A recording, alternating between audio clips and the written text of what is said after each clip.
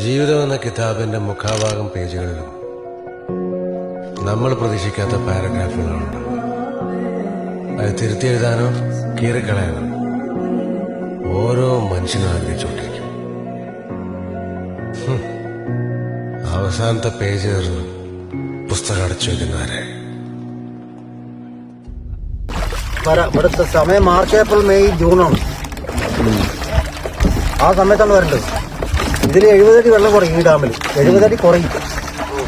അപ്പൊ ഞങ്ങള് അവിടെ ഇരുന്ന് മൃഗങ്ങളെ കാണാം, അവിടെ ഇരുന്ന് കാണാം. എവിടെയും പോകണ്ട, അത്രത്തോളം ആനകളെ എവിടെ നോക്കിയാലും ആനയായിരിക്കും. പറമ്പക്കുളം ടൈഗർ റിസർവ് മാത്രമല്ല, പറമ്പക്കുളം എലിഫന്റ് വൈൽഡ് ലൈഫ് കൂടിയാണ്. ഈ കാട്ടിലെ മാർച്ച് ഏപ്രിൽ സമയത്ത് സുമാർ 1000-ന് മേലെ ആനയും. ഇത്ര ആന ഒരു കാട്ടിലുമില്ല. ഇവിടെ പനി കടവ് പിടിക്കുന്നൊക്കെ ലൈവായി ചിത്രം എടുത്തു വെച്ചിട്ട് ഞാൻ കണ്ടു. 2 വെടി വെച്ച വീഴാത്ത പോത്തിന് ഒറ്റയടിക്ക് പോയി. അതാണ് കടവേരെ പോകും. എല്ലാവരും പറയും ശിവകാണ് ലോകത്തിലെ ഏറ്റവും കൂടുതൽ ആൾക്ക് വെറുതെ പറയും. ഇത്രയും വലിയ ജീവനെ ഒറ്റയടിക്കാൻ വീഴ്ച ഞാൻ കണ്ടു നിൽക്കുക. നമ്മൾ അമ്മരെ മുലപ്പാല കുടിക്കുന്ന മാതിരി ഫ്രഷ് ആ ബ്ലഡ് മാത്രമേ കുടിക്കുള്ളൂ. ചൂടോടെ ആ കുടിച്ചു കഴിഞ്ഞാൽ പിന്നെ മാംസം കഴിക്കില്ല.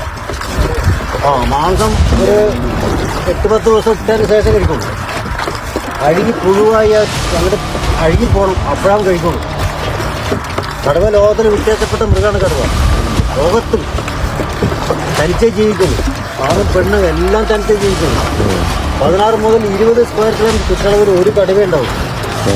സുമാർ 35-40 കിലോമീറ്റർ ചുറ്റളവിൽ. അതിൻ്റെ അകത്ത് വേറെ കടുവേനെ കയറ്റില്ല.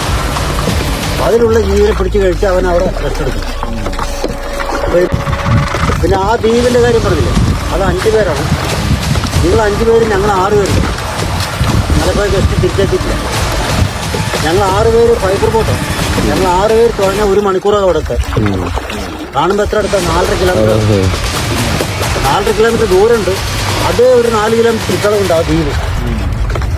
നമ്മൾ വിത്തൗട്ട് ഫുഡാണ്. നമ്മൾ ഡിന്നർ 5 മണിക്ക് ചായ കുടിച്ചിട്ട് അതിൻ്റെ അകത്ത് നടക്കാനുണ്ട് 3 കിലോമീറ്റർ. അതിൻ്റെ അകത്ത് മൊത്തം ആനയാണ്. എല്ലാം നീന്തി കയറും. നീന്താൻ അറിയാത്ത നമ്മൾ മാത്രമേ ഉള്ളൂ, ബാക്കി എല്ലാത്തിനും അറിയും. പിന്നെ ഈ ഡാമിന്റെ ഒരു പ്രത്യേകത പറഞ്ഞാൽ ഇതിൽ ആവശ്യത്തിലേറെയാണ് മുതലുള്ളത്.